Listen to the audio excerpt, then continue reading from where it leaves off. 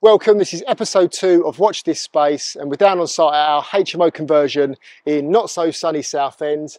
In this video we are going to go through what we've achieved to date. This is the end of week 3, so any issues that we've had to overcome, and also we're going to go through our revised floor plans. And make sure you watch until the end because we'll go through the potential GDVs that we're going to achieve for the revised floor plan.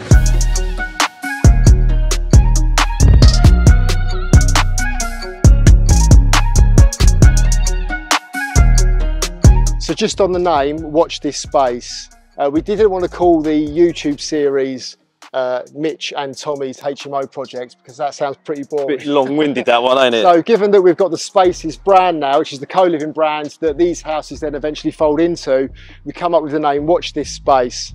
So yeah, let us know what you think in the comments, but potential names that were shortlisted. I've got them here.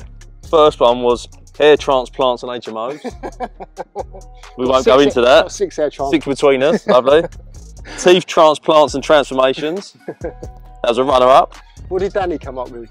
Well, she's trying to, well, you actually said watch this space with Tommy and Mitch, and she's trying to claim it. She's trying to claim. She's trying to claim it, bless her. We won't, yeah, we won't give her that one. Because she apparently done a post on Instagram with watch this space. So that's why she's saying she's claiming it. No, her name was, what's it? All you need to know about, all you need to know about a HMO with Mitch and Tommy. That's it? That was a favourite at one point.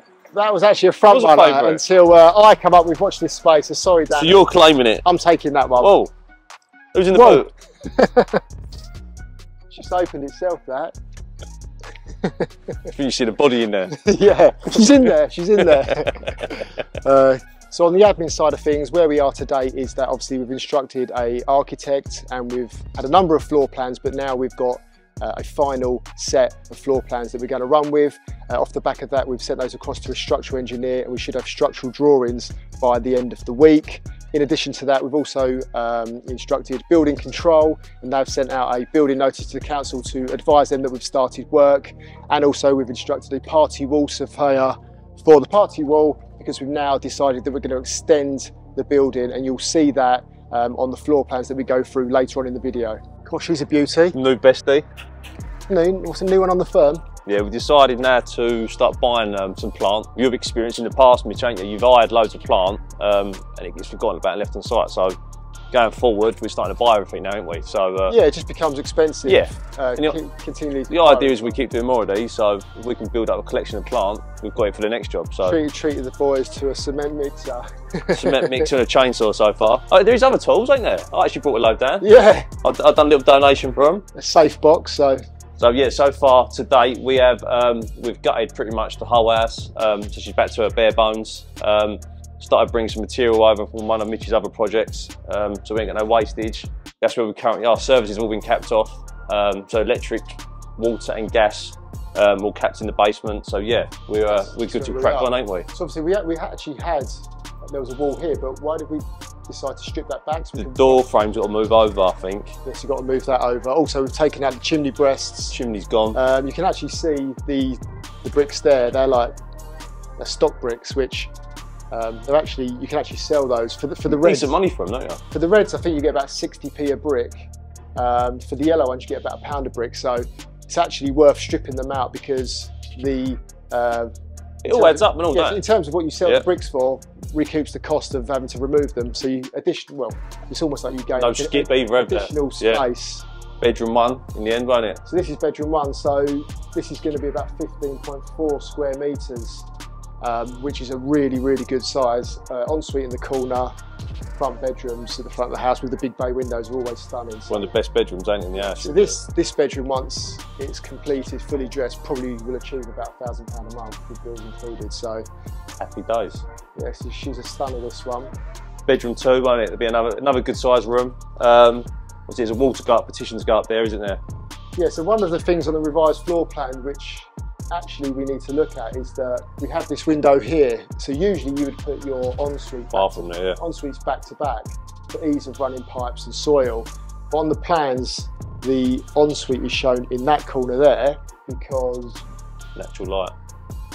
So I think that window in the bathroom would have been a bit restricting, so the ensuite's gone under there, but I think it'll be fine because we've got a massive void under there to run you wasting your pipes out. But in an ideal scenario, you'd always do back-to-back en-suites. The only other thing you can do is lose that window, block it up, and then do back-to-back, because you've still got this window here, which will be blocked up roughly halfway, and then a window put in for that. So might have to change it then. Could do. Could change the plans. Another change. I feel sorry for the architect. Be revision 5 at this point. He's really earned his fee on this one. Yeah.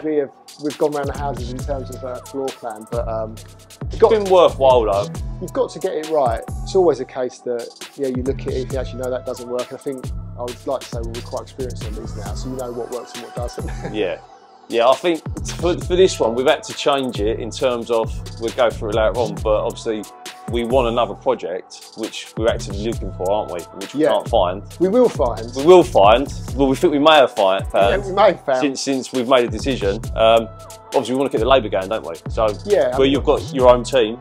Yeah, I mean, we've got a team of, there's 6 lads working for us, so our actual main stress as a developer is to continually find the sites to keep the guys rolling into the new sites. The day you haven't got a site, the team that you've built up, they need to work. Especially when you've built such a good team now, isn't it? Yeah, they'll have to move on. So, I mean, if we didn't find a site, the house would be pretty impressive. Yeah. your own house. Yeah, that's why we're thinking you'd have to keep them going. But revising plans going the loft now, isn't it? So so we'll get some more, keep the boys busy for the moment. Yes, obviously when we go through the floor plan later, we'll talk about our decision on that, but should we go upstairs? Upstairs. I'll go up.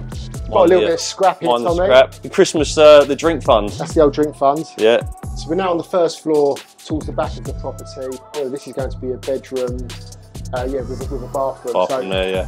One of the, question marks from the council when we were going for planning is the sort of overlooking element of next door. I mean, this obviously won't be an issue because obviously there's no windows on the neighbour's side, but if there was windows on that side, what we have done today is we've said that we've put like an obscure glass in up to about 1.5 metres in height, and the council were happy with that. So if there's any sort of objection with regards to overlooking neighbouring property on the side elevation. So we've actually removed the wall here for the bathroom, basically to open up and give us a bit more space. Originally, the corridor was quite wide here, so basically that was eating up into space into the bathrooms and bedrooms.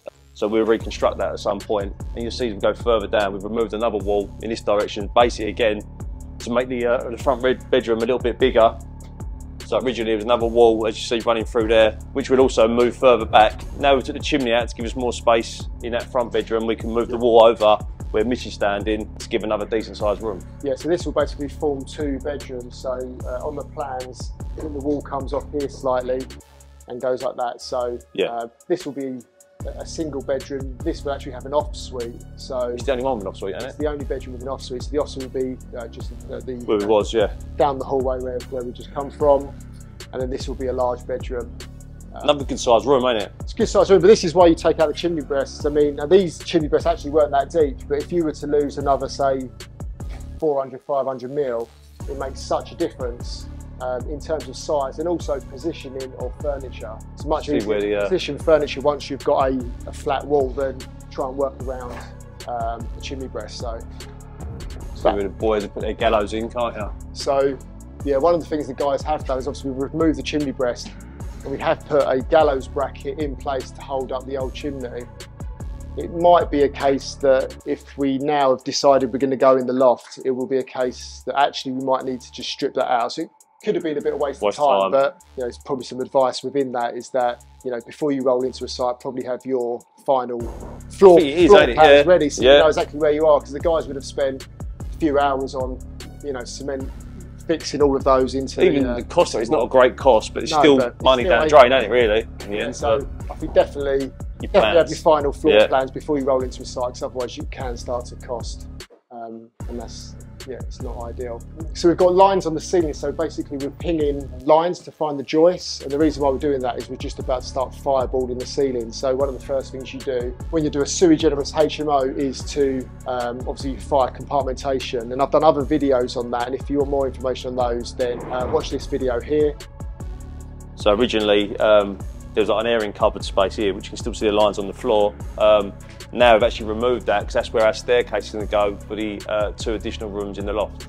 So yeah, that's the reason why we've removed that, made a bit more room. Obviously left this in for the minute So yeah, that's where our staircase will continue and go somewhere in that once we open it up. So hopefully by the next video we would have created an opening yeah, and have access into that. So yeah, that would be quite start exciting. taking shape, won't it? But it's a big space up there. I think we had about, Well, we thought one room originally, didn't we? one room, but it actually creates Two good size I rooms. think they're about 9-10 square metre rooms, Yeah. both with ensuite. And that'd take us to 10 bedrooms on here now, is that 10 right? beds, yeah.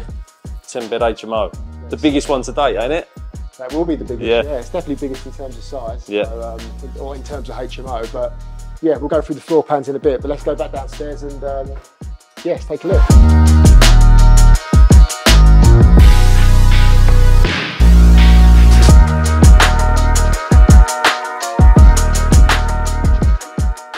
Obviously down here, nothing's happened today, but obviously you'll see when we talk about the floor plan later that ultimately where these pillars are, we're going to section off the room. So on the floor plans, you'll see this as a cinema, and this could be like a gym, sort of games room area. Yeah. But our hope is that in time, these will become bedrooms also, and this would take us up to the 10 bed HMO. So obviously all subject to planning. You know, you have to go through just the planning process, but that's the plan. But yeah, down here, not much has happened. No, it's the same really, isn't it? As Tommy said, all the gas and electric's been capped off prior to us starting work. We always put in a temporary sockets for the electric. Obviously, we're on a prepayment meter, so just keep that topped up. One of the big factors in getting planning approved for bedrooms down here will be the light. I mean, obviously it looks quite bright down here at the moment, but obviously we've not done the work. But we have got light wells front and back, which are quite reasonable in size. They do let quite a bit of light in. You need them for fire escape as well, don't you? Well, you'll need a fire escape there. You need ladders to get up onto the ground floor. So Quite a lot of work to do down here, ain't we? it's a lot of work. Tanking. Dig out the basement, and need some form of wall insulation. Smells damp down here, Yeah, it so does. it's going to need a lot of work, but we think it's worth doing. I think so. It's a waste otherwise, the space down here, isn't it? It's Yeah. It'd be good to utilise. a nice area. It's a luxury, isn't it? But, Definitely.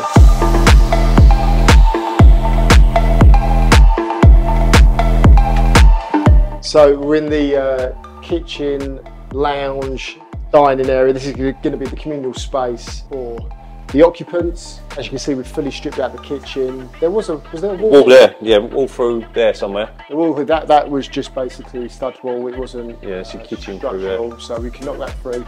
We haven't had the structural drawings back yet, so we haven't been able to open up this wall here. But the plan is. It's a big area, this, isn't it?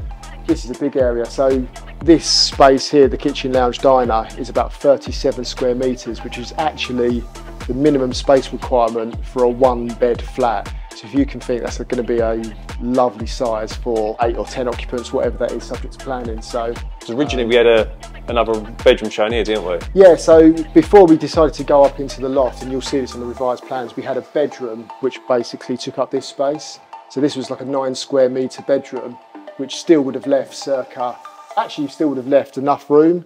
But again, going back to it, we don't want to cram in so many bedrooms. We want to make the spaces really, really nice for people to live in and not feel crammed and, you know, sort of all... Making them nice areas, ain't it? Nice areas. Nice communal spaces. That's the idea of space, ain't it? People spend time together. So Exactly. you need to give them the area to do that, don't you? You know, nice spaces where people can live. So the way I see this working, I think the kitchen will wrap around here. Yeah. They're quite low, so we'll block these windows up slightly. I mean, these are all old wooden sash, they're going to be replaced anyway, so we'll block those up slightly, replace the windows, and that will allow our worktop height. So our sinks will probably be here. Kitchen will wrap around in such a large space, and because it's been extended on the back already, it's really, really long, isn't it? Massive, yeah. Chances are we'll do like an island. Until we get that wall down, you won't feel the size of it, will you? It's so big. I mean, if you've moved that bit of ply across, yeah, so if you can imagine, once we've got full steel here, that wall's removed, you're also going to have this space out here. So that's going to be one whole room, which is massive. We've created the opening, these are going to be French doors. I think we put a nice roof light in here, ain't we? Well, we are. Yeah, so you can see here we've removed the roof, and the reason for that is the head height. It didn't flow through, did it? No, so the head height in here is really high, whereas it's really low on the extension, so we've just basically stripped the roof off. We're going to block up, take the head height higher, and also while we've got the roof off, we're going to put a nice roof light in there, yeah, roof lantern. Like a lantern in there, just some more light. So the way I see the kitchen through here, kind of split that up. Like a dining room table in here. This would then be more of a lounge. We're going to block these up. These side window and doors going to be blocked up. This will almost be like a lounge area, nice lantern, French doors, and that also takes you out to the garden. So it's going to be really, really nice space. Yeah, but you won't really get the full feel of how big that is. See that right way back. Yeah, until that is out, that's going to be a really big space. That's massive, isn't it? If I say 37 square metres, it's the size of a one-bed flat. As we're waiting for structural drawings inside, we thought we'd get the boys to crack on out in the garden. So yeah, they've been busy clearing it the last week, started putting up new fences around the boundary. We need to get a before photo on that. Yeah, Joe, what? You forget our... Oh, it was... You couldn't see it, could you? Yeah. It was honestly like a jungle. There was real big trees. Tommy treated the boys to a nice chainsaw, didn't we? Chainsaw off of eBay, which actually did the job. It has, yeah, and it's, they're cracking on well, ain't they, to be fair. We've took the neighbour's wall down as well, so it was actually leaning over onto our side, so we contacted them earlier in the week. So we put a new retaining wall up for them, and we're going to put a nice new fence through as well. So yeah, so they had an old, was it like a cement wall? Well, it was all leaning over, wasn't it? Yeah, come on our side by about 500 metres. Yeah, about half a metre, yeah. Yeah, so we contacted the landlord next door. They're happy. Just let them know that we're going to place the retaining wall and then put a new fence up for them. Which looks much better. The next door's really happy with their new fence. It would be, wouldn't it? So the idea is we're going to pave all that here, aren't we? Put some new paving down, bring the level up. Bring the level up, do a nice paving. We did think about Ashrow, didn't we? Yeah, but I just think, again, that it's going to be a HMO. You know, you can't rely on anyone that's going to come out and start gardening in the HMO. We have got a maintenance team, so we will look after them, but you know, for low maintenance, just makes sense to do like a paving, courtyard. And you know, that's the reason why we basically take out all of the bushes. We've left a nice little tree in there because it's nice to have some green around. Don't want it looking too like cosmetic, but it's low maintenance, don't we? It's got to be low maintenance. So the reason what we've done, we've also put a sleeper border in, and now we're going to backfill that, probably put a membrane in and then put some sort of shingle in, or cats will like a shingle. But again, I mean, that's a bit of a trick because when you're stripping out a garden, there's a lot of stuff you need to get rid of. So generally you can lose quite a lot of shit or whatever you want to call it. Yeah. If you create nice beds and lose it in your bed, so looks really good. It does, yeah. Yes, the boys probably have this done by end of the week. Yeah, I think I'm going to start paving next week. End of the week, so yeah. Tommy choose some slabs. We always like to tick off the garden early on in the development, but on this one, because we did the revised floor plans, which means we then had to wait for the structural drawings. We didn't have the size of the stills to for us to be able to push on the inside. So once we've got the information on what stills we require to open that up, it's good timing because the guys we finished outside can pull back inside, create all the openings, put the stills in. We were lucky with the weather up until today, so they were laughing, weren't they? So revised floor plan. It says revised 03 on this, but I swear that's probably nearer 6. That's more than that. But ultimately, stuff that's changed from the plans of last week is obviously coming the front door, bedroom 1, we've seen that, 15.4 square metres, ensuite in the corner. Yep. Really nice size room that. Bedroom 2, again we spoke about that with the ensuite in the opposite corner. Yep. Do we keep it as that, or do we go back-to-back ensuite, lose the window? Actually, we'll go, let's go upstairs onto the first floor. So going towards the back of the property, we've got that bedroom 6 at the back. Yep. And that basically takes up the, utilises the bathroom there. We've got an off-suite toilet, just a communal toilet. That front bedroom. Yeah, yep. And then we've also got then the off-suite for bedroom 4, which I think works really well. And it's always worthwhile having an off-suite in a HMO, because if there's any issues with any of the other en-suites, obviously you can get the other occupants to use the off-suite as well. So that's all cool. Bedroom 3, good size, 10.6. Bedroom 5, 11.6, back-to-back en-suites. I think that works really well. What's the minimum size of a room? Well, 6.4 is a single, and I think it's about 8.6 as a double. So, you know, we never do anything as small as 6.4. I think the smallest room, you know, we always aim for like 8.6s. So, I mean, that's probably the smallest one, 8.5, bedroom 4. Yeah, Tommy, the loft conversion. I know. What was the decision? We're going to go for it now, aren't we?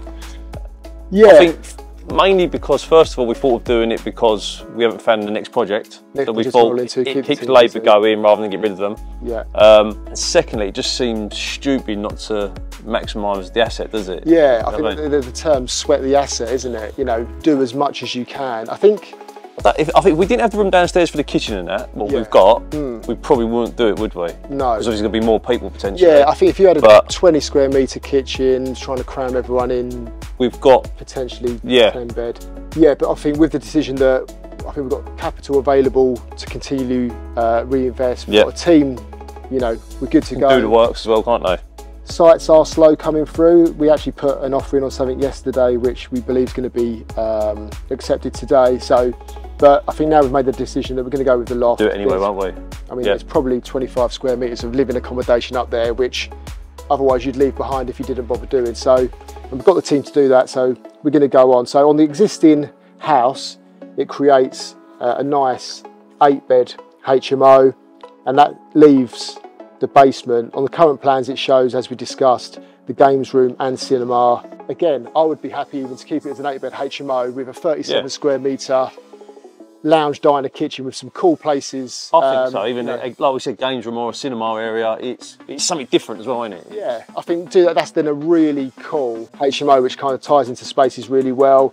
Obviously, yes, there's additional value there if you can turn the basement into bedrooms. Also, it'd be a 10-bed HMO. Yeah, I think that could work as well. So again, it's all subject to planning. You've got to go through the process, but you know, we're confident for the sort of size of the accommodation and the amenities and what's on offer. I think you know, we've got a good chance of getting 10-bed agreed. So we need to make a decision, don't we? Now, what I'm thinking, do you want to know what I think? Yeah, you're the expert. This planter will be exactly the same through here in the sleeper detail, same distance away. When we get to the end of this sleeper, we're going to have a step up. Yeah. That sleeper goes all the way through. So we put in a boulder at the back as well, Russ? Well, that's what I was going to suggest with you. Yeah. Put a sleeper under there, and then one on top. That's that level. And this level continues all the way back round. Step there. And then your step then goes up to this level. Yeah. Where I'm thinking we turn it slightly, just to break it up, have a smaller bed each side. Yeah. Yeah, to give it a bit of a different look. Yeah. Lovely weather we're having. Right, so what I was saying is put a sleeper underneath this. You're paving in this area, your slab finishes to the underside of that. And then the other sleeper on top, and then you're stepping up 100mm to this area. Yeah. Yeah, continue that through. Smaller beds, either side, stepped out. Yeah. So it all matches. Maybe a bed again through here. Yeah. But without, you don't have to do a sleeper. We can just do it, finish paving or block, and put some shrubs or whatever you want to do. I think keep the boulder going, the plant. Or continue the plant all the way round. Keep it all the way round, I think. You want to do that? Yeah. Continue all the way round. Yeah. This is all paving area. Yeah, do like a pack of grey blocks or something for boulder. All like they've done here, look, on existing. Yeah, exactly that, exactly that. You know, that's a stretcher bonder. I normally put on the soldier cords to beef it up. So I'll turn this block, say for example, round, then you've got a nice thick header course. Yeah, do that then. And then that's the other thing I was going to say. When you get to here, if I continue this planter all the way through here, it won't work with our opening, right? You might want to stop it then. So I'm thinking, do we step it in early? So all of this, yeah? Yeah, like this then becomes your patio, part of your patio. Yeah, yeah. Or that's not going to work on this, is it? No. So we just pick a point, step it in. Yeah, pave it. Yeah. Done. So GDV's on the revised plans. We had a value come back prior to us completing on the property as an 8-bed HMO, which valued it at 850,000. Now we've pushed that to 10 beds. We believe it's worth circa 950,000. So if you take 10 bedrooms, apply an average room rate of about £800 per month, you get about 96 grand a year in gross income. So even applying a gross income multiplier of 10, which is essentially a 10% gross yield, you get to circa 950, 960 grand. So that's kind of where we see the value. But Evaluations around HMOs are really subjective. From one surveyor to another, they will sway. So you've got to be a little bit open-minded in terms of what could come back. Got to be realistic, ain't you? We've got good comparables in terms of room rents that we're achieving locally. But again, it all depends on the survey you get on the day. But we're confident that we'll achieve something of around 950,000 on a 10-bed scheme. So let's watch this space. Watch this space. Watch this space. I told you, it's catchy. She's going to claim it. It's catchy. She's claiming it. She's claiming it. She's claimed it. Cool. Thanks, guys. We hope you enjoyed episode 2. And if you found it insightful and you enjoyed it, please like the video, and we'd really appreciate it if you would share or even subscribe to the channel.